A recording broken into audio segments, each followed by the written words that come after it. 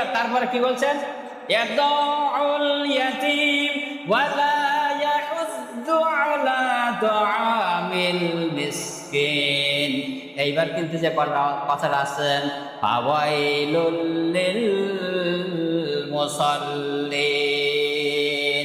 আল্লাহ রাব্বুল আলামিন বললেন, ও নবী, ফাওয়াইলুল লিল মুসাল্লিন, ওয়াইলুল লিল ওয়াইলুল, ওয়াইল মানে কি একটা জাহান্নামের অংশ।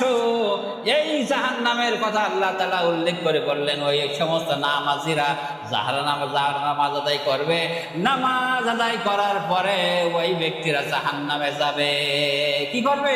নামাজ আদায় করার পরেও ওই ব্যক্তিরা জাহান্নামে যাবে। সেই ব্যক্তিরা কারা? আল্লাহ তাআলা বলছেন, ফাওয়াইলুল লিল মুসাল্লিন আল্লাযীনা হুম আন সালাতিহিম সাহুন। আল্লাহু আকবার। আল্লাহ রাব্বুল আলামিন বললেন, ওই সমস্ত নামাজীরা জাহান্নামে যাবে যারা নামাজের ব্যাপারে উদাসীন রয়েছে, নামাজের বিষয়ে নামাজের ব্যাপারে গাফেল রয়েছে, নামাজের ব্যাপারে তাদের মনোযোগ নামাজের ভিতরে নাই।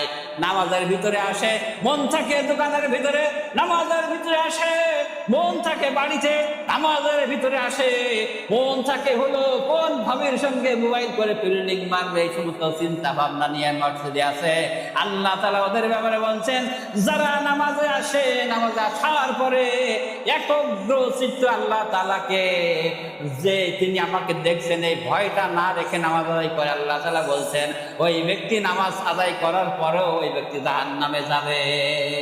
কি কারণে? ওই ব্যক্তি নামাজে জাহান্নামে যাবে যে নামাজে তার মন নাই। নামাজে কি বললো, আল্লাহর সঙ্গে কি বললো, নিজে যে কি বললো এও জানে না। যে আপনি নামাজের ভিতরে কি বললেন আর আল্লাহ আপনাকে কি বললেন এও আপনি জানেন না, বোঝেন না। এই সমস্ত উদাসীন, নামাজ পড়তে হয় তাই আসলাম, নামাজ যাই তাই করে পড়ে চলে গেলাম, এই হলো আমাদের নামাজ।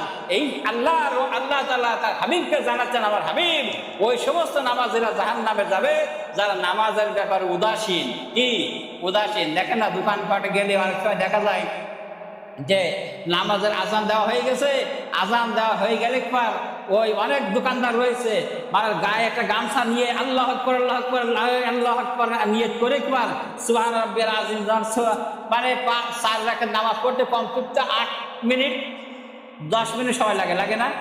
আসরের নামাজ আপনারা জামাতে পড়ে ঘড়ি দেখবেন কমপক্ষে 8 মিনিট 10 মিনিট 6 মিনিট টাইম লাগবে। কিন্তু ওই যে দোকানে বসে চৌকির পরে খাটের পরে নামাজ পড়লো, 4 রাকাত নামাজ 2 মিনিটই শেষ, 2 মিনিটে শেষ। তাহলে এই সমস্ত লোকদের কি জান্নাত আল্লাহ কি এমনি বানাই রেখেছেন? তুমি কষ্ট করবে না, আমি একটা মূল্যবান জিনিস নেবেন, আপনাকে কষ্ট করা লাগবে না নাকি? মামুর বাড়ির এগুলো যে বাড়ির মা যে গেলে পার কি মামা কি মামি এনে দেবে যে খাও, নাকি গালে উঠাই দেবে? আমার ভাই, আমার বন্ধুগণ, যেহেতু কথা বলছিলাম যে নামাজের বহরে আমরা যে উদাসীন রয়েছি, গাফেল রয়েছি, আমার ভাইরা, এইটা নামাজের ব্যাপারে এইটা রাখা যাবে না।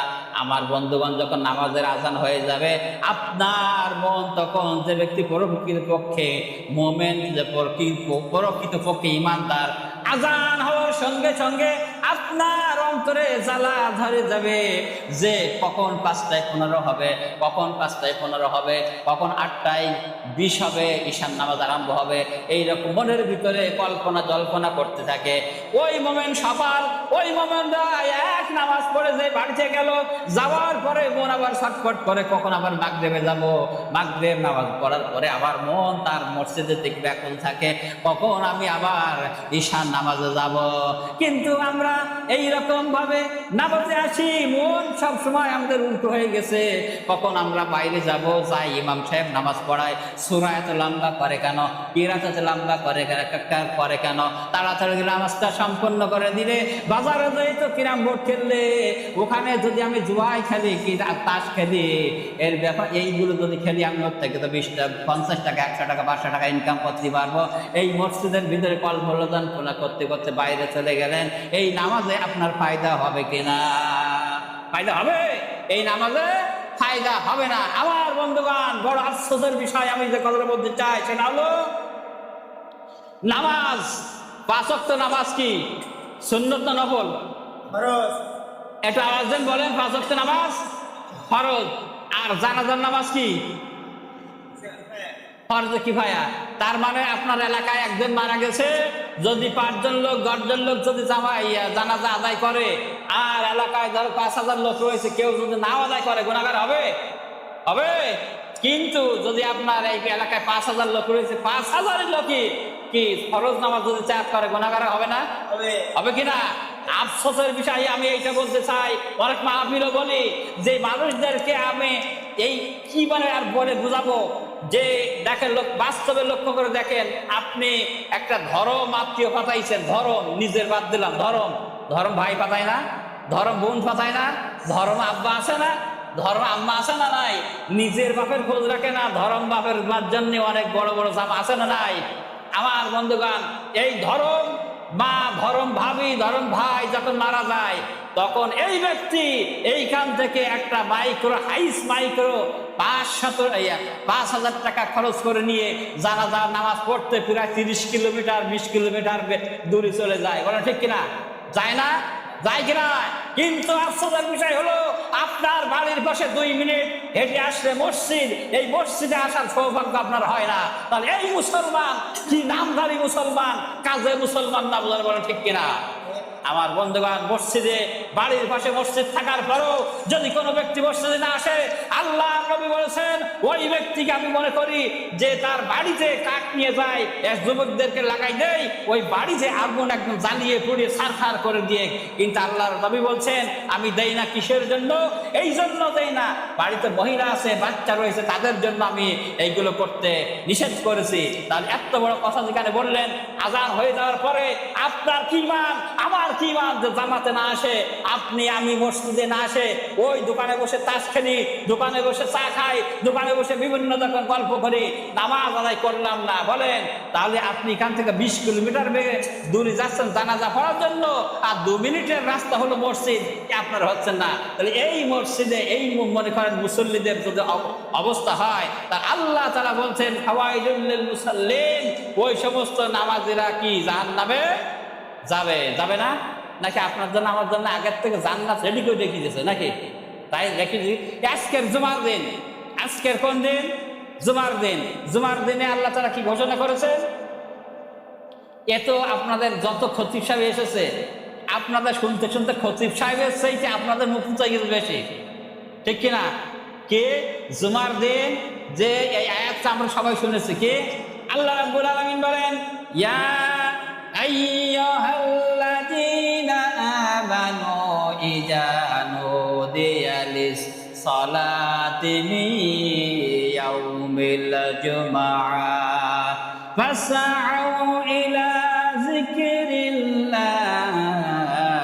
ওয়া যারুল বায়' যালিকুম খায়রুল লাকুম ইন কুনতুম তা'লামুন।